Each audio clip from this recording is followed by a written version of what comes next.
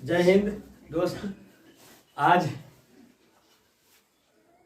Euclid विभाजन अथवा algorithm विधि से एचसीएफ निकालने की विधि बताएंगे। ठीक है। कल के पिछले एपिसोड में आपको बताए थे कि अभाज्य गुणनखंड से एचसीएफ एवं एलसीएम निकालने के लिए। ठीक है। अभाज्य गुणनखंड से बताए थे आप लोग को एलसीएम एवं एचसीएफ निकालने के लिए, साथ ही साथ थोड़ा बहुत शॉर्ट फॉर्म बताए थे ताकि डायरेक्टली छोटा छोटा अंक होता कैसे डायरेक्ट एलसीएम अथवा एचसीएफ निकाल सकते हैं। ठीक है। जैसे मैं एक बार आज आप फिर से बता देते हैं कि अभाज्य गुणनखंड प्राइम फैक्टर से कैसे एचसीएफ अथवा एलसीएम निकाल सकते हैं। ठीक है। जैसे में कितना मान लिया जाए, ले लेते हैं 44। ठीक है। 44 ले लेते हैं, 54 ले लेते हैं, 68 ले लेते हैं, मान लिया जाए। इसको कह देगा कि अभाज्य गुणनखंड से एलसीएम तथा एचसीएफ निकालें। ठीक है। तो सबसे पहले हम क्या कल बताए थे कि 44, 54 एवं 68 जो दिया हुआ है इसका क्या करेंगे, हम यहाँ पर निकालेंगे, इन लोगों को फैक्टर निकालेंगे। वो भी कौन फैक्टर, प्राइम फैक्टर, अभाज्य गुणनखंड। ठीक है। 44 का निकालेंगे तो आएगा 2 × 2 × 11। ऐसे में निकाल दो 44 का। 2 बार और लगाएंगे तो 22 होगा, 2 बार पर 11, फिर 11 बार पर 1 हो गया ना। इसी प्रकार 54 का करेंगे तो कितना हो जाएगा, 2 बार पर 27, 3 बार पर 3 9, फिर 3 बार पर 3 इकाई 3 है, यानी कहे कि मतलब 54 का 54 का निकालेंगे तो हो जाएगा कितना बाबू, 2 × 3 मल्टीप्लाई होगा ना जी। 2 × 3 × 3 हो जाएगा ना। द्वितीय 6 और 6 नमा के 54। ठीक है। अगला 68 का निकालेंगे तो 68 का निकालेंगे तो 2 बार पर कितना हो जाएगा जी, 34 ना। फिर 2 बार पर 17, फिर 17 बार पर 17 का 17 ना, यानी हो जाएगा यहाँ पर हो जाएगा 2 × 2 × 70। उसके बाद आप लोग को बताए थे कि इसको क्लिक कर देना, सबको पावर में कर देना। जितना भी अभाज्य गुणनखंड निकाला है ना सबको क्लिक कर देना है, पावर में कर देना है। 1 और 1 2 है तो 2 पे पावर 2 हो जाएगा, गुने 10 पे पावर 11 पे पावर 1, 2 केवल 1 है, 2 पे पावर 1, 3 को है, 3 पे पावर 3, 1 2 पे पावर 2, जबकि 17 एक आला है ना जी। 17 पावर 1। इसमें क्या बताए थे कि ये उभयनिष्ठ है जी। अब एचसीएफ माने निकालना है किसका, यही तीनों के एचसीएफ निकालना है बाबू। एचसीएफ निकालना बताए थे कि जो उभयनिष्ठ गुणनखंड होगा कॉमन फैक्टर, उसमें कम घात वाले को कुछ कर देना, मल्टीपल के रूप में लिख देना, नहीं बताए थे ना। तो इसमें अब मान लीजिए 11 इसमें ये दोनों में नहीं है, 3 का पावर इसमें ये दोनों में नहीं है, 17 का पावर इसमें लेकिन दोनों में नहीं है। मतलब कि तीनों ऐसा अंक आया तीनों में जो कि दुगो में है नहीं, है ना। तो तुम लोग बताए थे कि इसको ये करना है, जिसे 11 पे पावर 1 है तो ये दोनों में 11 पे पावर 0 करके गुणा कर दो। ये बताए थे कि 3 पे पावर 3 है तो इसमें 3 पे पावर 0 करके कुछ कर दो, गुना कर दो। इसमें 17 पे पावर 1 है, बाकी दोनों में नहीं है, तो 17 पे पावर 0 गुना करके लिख दो। कारण कि कोई भी संख्या पर पावर 0 का मान 1 होता है, 1 से गुना करने पर किसी भी संख्या में कोई फर्क नहीं पड़ता, आने तो सही रहे। तो एचसीएफ निकाला तो बताए थे कि जो उभयनिष्ठ गुणनखंड उसको मान सर्किल से कर दो, सबसे कम घात वाला 2 पे पावर 1 है ना जी। और 2 पे पावर 1 करता तो 2 ही इसका मौसा का ही नियम है, बाकी उभयनिष्ठ नहीं है उसको लेना ही नहीं। बाहर आ जाता कि एलसीएम का, एलसीएम किसका निकालना है, इसी का एलसीएम निकालना है 44 54 68 का। अब इसमें क्या करना है, जो उभयनिष्ठ है अधिक घात वाला लेना, यानी 2 पे पावर कितना लेना है बाबू, 2 पे पावर 2 लेना है। इसके बाद बताए थे कि जो उभयनिष्ठ नहीं है उसको भी लेना है। ठीक है। वो भी अधिकतम घात वाले के, तो एक को तो तीनों को ले लेना होगा। 11 पे पावर 1, 3 पे पावर 3 और गुणे 17 पे पावर। उसके बाद इसको की कर दो, तू अच्छा से गुना कर दो, मतलब 2 दूनी 4, 11 के 11, 3 3 9 27 और 17 पे पावर 1 मतलब 17। ये पूरा गुना करके लिख देगा, ये इसका कुछ हो जाएगा, एलसीएम आ जाएगा। यही एलसीएम एवं एचसीएफ निकालने का आप लोगों को प्रावधान बताया। ठीक है। कितना, 20 196, यानी 20,196 इसका ही हो जाएगा एचसीएफ एवं एलसीएम निकालने का। आज आप लोगों को बता रहे यूक्लिड विभाजन एल्गोरिथम विधि से। ठीक है। तो यूक्लिड विभाजन एल्गोरिथम विधि एक सिद्ध किया हुआ प्रक्रिया है बाबू। ठीक है। जो यूक्लिड विभाजन अथवा एल्गोरिथम विधि से निकालने का HCF सिर्फ LCF इससे निकाला जा सकता है। ठीक है, मैथमेटिकली के इस क्षेत्र से एल्गोरिथम विधि से इसमें हम सिर्फ सिखाएंगे आपको HCF निकालने का, जिसमें बताया कि जाता है कि यूक्लिड द्वारा दिया गया कह सकता है कि हम लोग का है वो सिद्ध किया हुआ कथन है दिया हुआ, जिससे हम चरणबद्ध तरीके से स्टेप बाय स्टेप तरीके से हम HCF निकालते हैं। ठीक है, क्या निकालते हैं? स्टेप बाय स्टेप चरणबद्ध तरीके से यूक्लिड एक सिद्ध किया हुआ कथन है जो किसी न किसी को हल करने का कथन बनाया गया है, सिद्ध किया गया है। और किस चीज का हल किया जाता है इसमें बता देंगे HCF निकालने का, और चरणबद्ध तरीके से हम लोग को हल करना है। तो करना क्या इसमें, तो यहाँ ध्यान देना कि यहाँ क्या होगा कि यहाँ थोड़ा सा बड़ा लिख देते हैं बाबू, यहाँ धनात्मक पूर्णांक A और B के लिए। ठीक है बाबू, A और B के लिए मान लिया जाए इसमें कोई तो बड़ा होगा बराबर के तो निकलने के, तो इसमें मान लिया जाए A is greater than B है, मतलब A B से क्या है? बड़ा है। ठीक है, इधर से पढ़ेंगे तो B लेस देन A, इधर से पढ़ेंगे तो A greater than B, A B से बड़ा है। तब की कहता है कि कौन विधि? एल्गोरिथम हमको एल्गोरिथम विधि की कहता है बाबू कि हो जाएगा कौन चीज, यहाँ हो जाएगा एल्गोरिथम विधि की कहता है कि A बराबर B इंटू क्यू अब प्लस R। ये पूरा बताएंगे कि क्या A है, B क्या है, Q क्या है, R क्या है। जहां की लिखा जाता है, जहां 0 is less than equal to R is less than B, मतलब 0 है, 0 से बड़ा R होगा अब बराबर भी हो सकता है, जबकि R से बड़ा क्या होगा? B होगा। अब क्या इसको प्रक्रिया पूरा देखो, तुम लोग को बताते हैं आगे, तुम लोग जरूर पढ़ा होगा बचपन में, बताए होंगे सर कि भाज्य अब बराबर क्यों होता हुआ भाजक अगुण्य भागफल अब प्लस पढ़ाए होंगे ना? नहीं पढ़ाए होंगे सर? मतलब डिविडेंड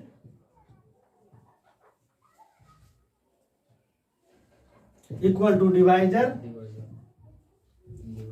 अब मल्टीप्लाई कुछ होता हुआ क्यूटिएंट अब प्लस रिमाइंडर होता है ना बाबू। मतलब ये देखो, यही प्रक्रिया को यहाँ लिखा के गया है कि इसको A भाज्य हो गया, साफ भाषा तुम लोगों को सिखाना है खाली, A भाज्य हो गया अब बराबर B जो हो जाएगा बाबू कुछ हो जाएगा भाजक भागफल कुछ हो जाएगा बाबू Q अब प्लस R को शेषफल माना गया। ठीक है, अब यहाँ ये प्रक्रिया की कहता है, मान लीजिए किसी से हम भागा दिए, मान लीजिए क्या देंगे हम कि लो हम A बराबर, यहाँ A बराबर मान लिया जाए A बराबर मान लिया हम, यहाँ हो जाएगा 18, अब B बराबर मान लीजिए 4। अब यहाँ A बड़ा है B से, अब इससे कुछ करेंगे भाग देंगे, ऐसे भी 4 से भागा देंगे। ठीक है, यहाँ तो 18 हो गया भाज्य बाबू, तो 18 यहाँ भागफल, अब भाग देते थे 4 चौके 16, कितना बच गया शेष। मतलब कि यहाँ देख लो, यदि B A से भागा देते हैं तो की बचता है बाबू यहाँ Q, आज यहाँ जो प्रक्रिया दो भाग इधर गुना करके आज जो बचता है जो शेषफल होगा। अर्थात यहाँ देख लो कि B यहाँ की B कितना है 4, A 18 और Q कितना है? Q कितना है बाबू 4, R कितना आ गया 2, शेषफल आ गया ना। अब देखो जो इस संबंध देखो, हमेशा सुन लो, कभी शेषफल जो होगा 0 के बराबर हो सकता है तो पूर्णतः कट गया, लेकिन यहाँ देखिए B है बाबू, A है, आई Q है, आई R है, इस संबंध देखो तो ध्यान देना कि 0 से R ही है बाबू, तो अपना ध्यान देना कि 0 से R हमेशा बड़ा हो सकता है अथवा बराबर भी हो सकता है, लेकिन कभी R 0 से कम हो सकता है बाबू, कभी होता है माइनस में कभी होना शेष बचा है जी, बराबर भी हो सकता है ज्यादा भी हो सकता है। अभी देखो कुछ है 0 से कुछ है ज्यादा है, मान लीजिए पूर्णतः काट देते 4 चौके 16 ले लेती है, तो 4 चौके 16 तो कुछ हो गया बराबर। तो अभी R कुछ है, R कुछ 0 के R जो है 0 के बराबर है। इस स्थिति में R जो है 0 से क्या है बाबू, इस स्थिति में R है जो 0 से बड़ा है, इस स्थिति में R की बता रहा है 0 के बराबर, मतलब की हो गया।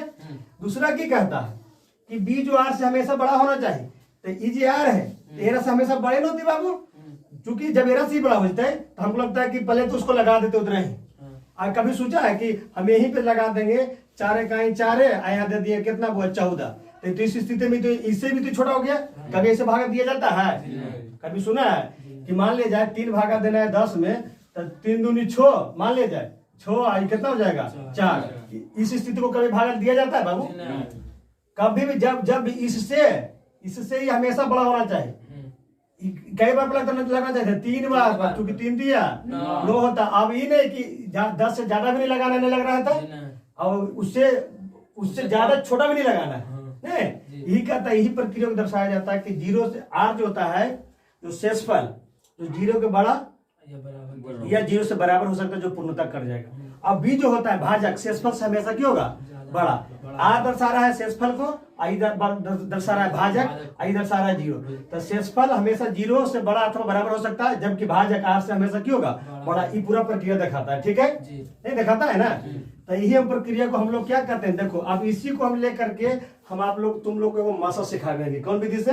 A बराबर BQ प्लस R, जहाँ ये जो प्रक्रिया दिया गया, ठीक है, ये बता चुके हैं बाबू, ये बता चुके हैं ना कि भाज्य क्या है, भाजक, भाज्य बराबर होता है भाजक मल्टीप्लाई भागफल प्लस शेषफल। प्रक्रिया हम लोग पढ़ चुके हैं। यही प्रक्रिया यही चीज है ना बाबू, और कुछ नहीं है। जैसे तुम लोग आप लोग को कह देगा कि बाबू कितना बाबू, कि मान लिया जाए 455 एवं 45 का 42 मान ले जाइए का मासा, ठीक है, का मासा कौन विधि से?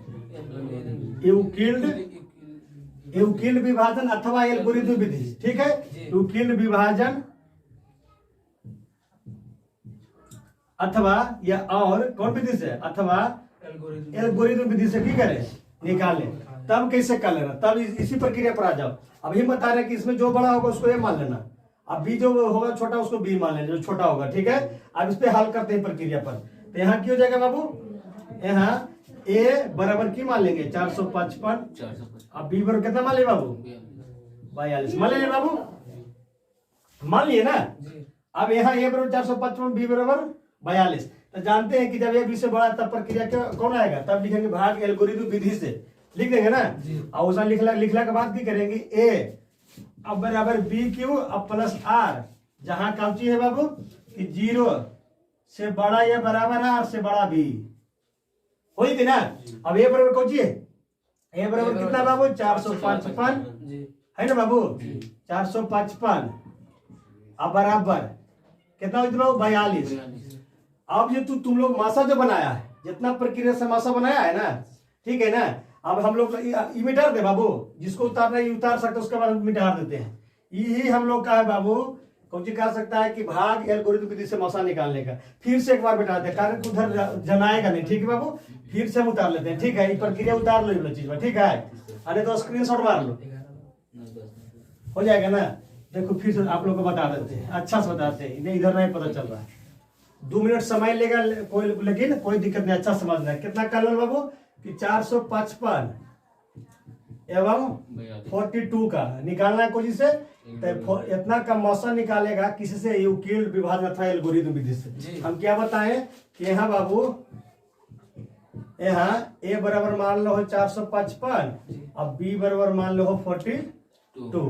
तब कौन विधि से, एल्गोरिथम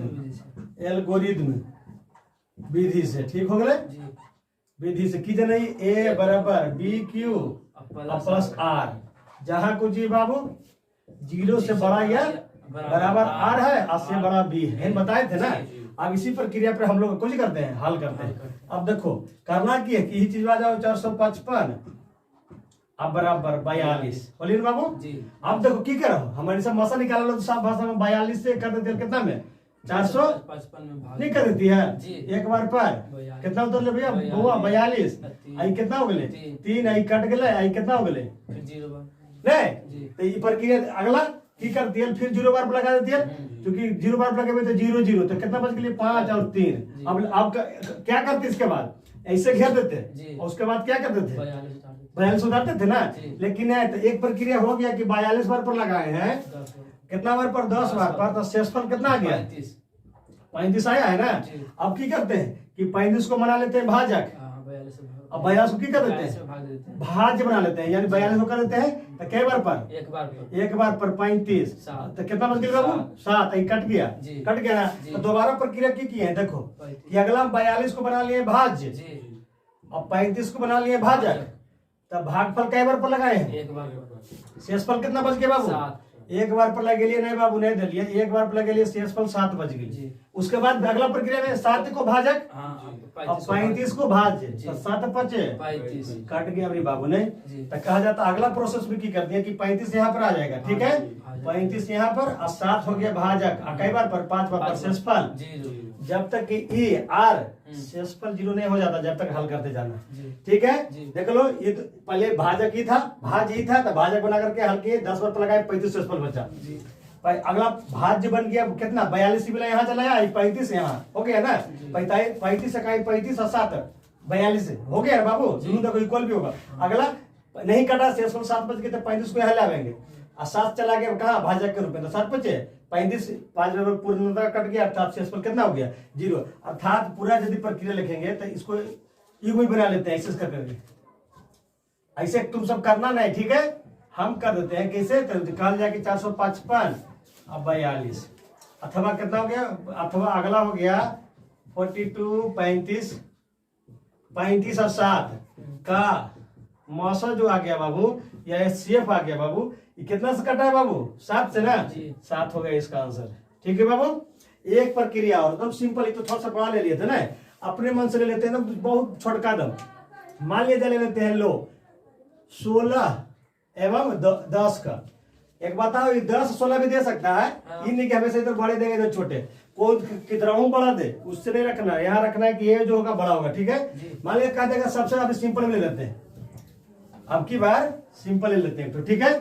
कह देगा कि 16 एवं 10 का की निकाले, एल्गोरिथम विधि अथवा यूक्लिड विभाजन से क्या निकालना है मौसा, तो यहाँ की करेंगे, यहाँ a बराबर 16 और b बराबर 10 हो गया बाबू। जी। अब क्या लिखेंगे यहाँ? एल्गोरिथम विधि लिख देंगे ना, ये प्रक्रिया को। जी। और क्यू होता है तो a बराबर b और q और प्लस r, जहाँ कुछ होता है बाबू, जहाँ होता है 0 से बड़ा या बराबर r, r से बड़ा, बता दिए किस स्थिति में बड़ा होता है। जी अब की करेंगे, देखो a बराबर कितना ले लेंगे बाबू? 16 और b कितना हो जाएगा? 10। अब यहाँ पे इधर आ जाओ, तो 10 से लगावे में 16, एक बार पर 10 बोले बाबू, जी। तो 6 शेष बच गया, ये कट जी। गया।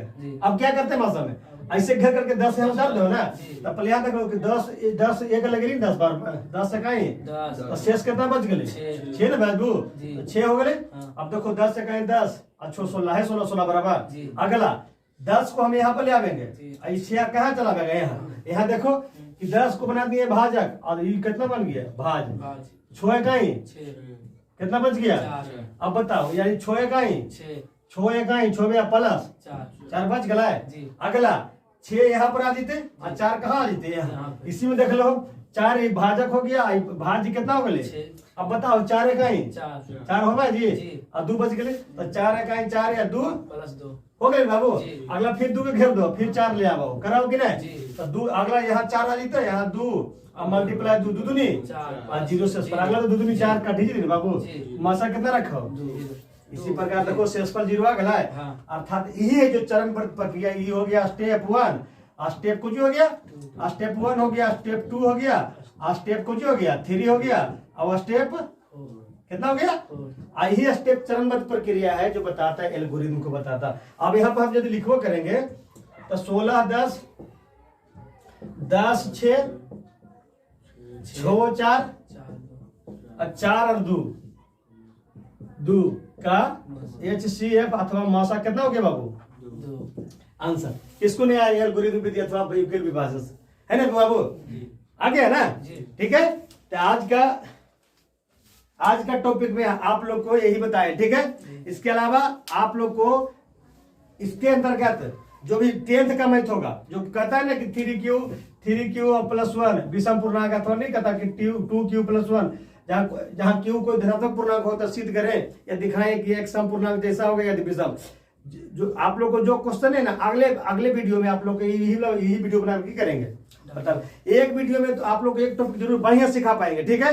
दूसरा बात है, एक क्या हो, इस चैनल को आप सब्सक्राइब जितना हो सके कीजिए, ठीक है। और जो भी आपको कमियां आपको नजर आता है जरूर कमेंट करके आप बताएं कि सर ऐसे थोड़ा बहुत, ठीक है। आप जितना से जितना हो सके आप शेयर कीजिए, वीडियो को लाइक कीजिए, कमेंट जरूर डालिएगा, ठीक है। ठीक, जय हिंद।